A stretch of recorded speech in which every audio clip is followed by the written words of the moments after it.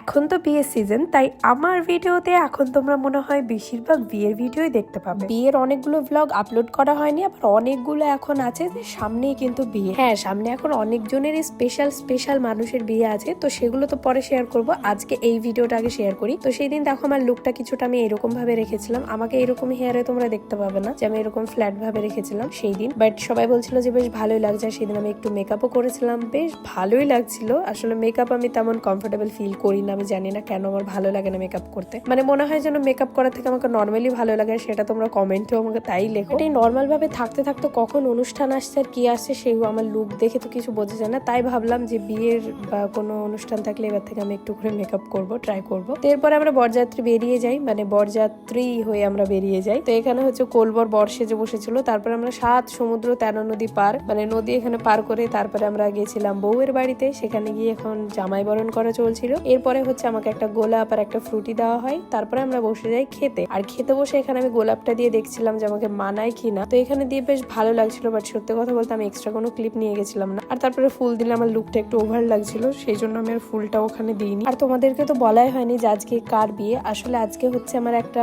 ভাইয়ের বিয়ে, মানে আমাদের পাড়াতেই বাড়ি। তো এখানে দেখো আমার ভাই চলে এসেছিল, আর ওর ভিডিও করলেই ও সঙ্গে সঙ্গে মুখটা ঢেকে দেয়, জানি না কেন। তো এরপরে সেই দিনে আশীর্বাদ ছিল, মানে অনেকের এরকম হয় যে আশীর্বাদ আগে হয়ে যায়, অনেকে বিয়ের দিন আশীর্বাদ হয়। তো আশীর্বাদ কমপ্লিট হওয়ার পরে এখানে আমার নানু এসেছিল বিয়ে পড়াতে। আর সত্যি কথা বলতে নানুকে বিয়ে পড়াতে দেখে আমার মনে পড়ছিল যে আমাকে যদি বিয়ে পড়ায় তাহলে আমার নানুই হয়তো পড়াবে।